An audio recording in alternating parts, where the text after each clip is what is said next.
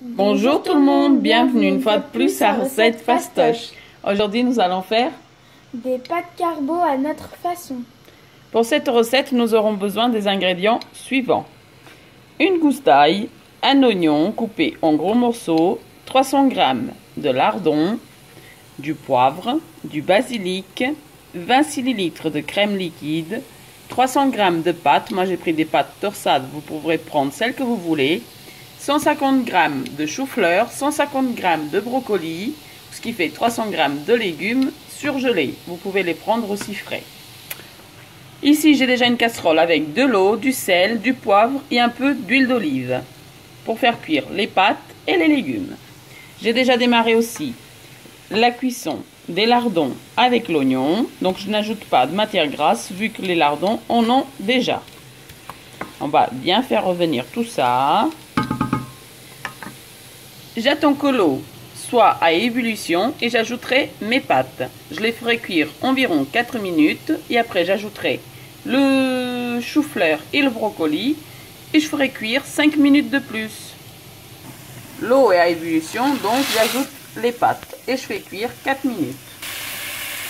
Au bout de 4 minutes de cuisson, nous venons ajouter alors les légumes, le chou-fleur et le brocoli.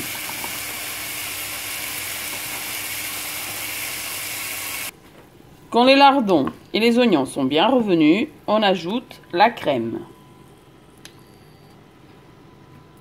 Donc 20 cl de crème. On mélange bien. On ajoute du poivre à notre goût. Du basilic. Alors je mets du basilic sec, mais si vous voulez mettre du basilic frais, vous pouvez aussi. Ensuite, on mélange bien. On va attendre que les pâtes et les légumes soient cuits. On va les égoutter et après les ajouter dans notre sauce. Donc voilà, j'ai mis les pâtes et les légumes à égoutter. Et maintenant, je vais les ajouter à ma poêle avec les lardons.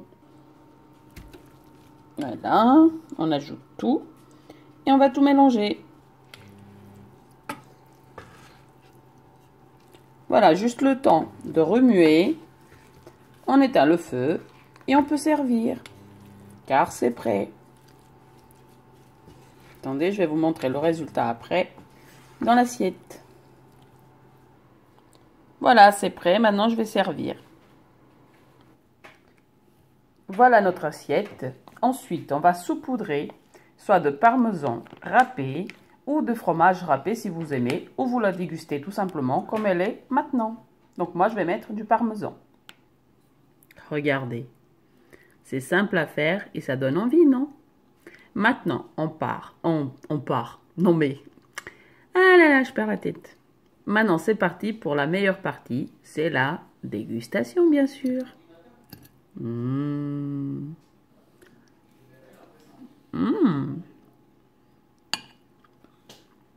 Délicieux.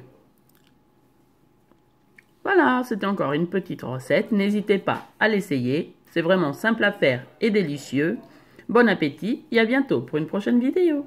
Au revoir.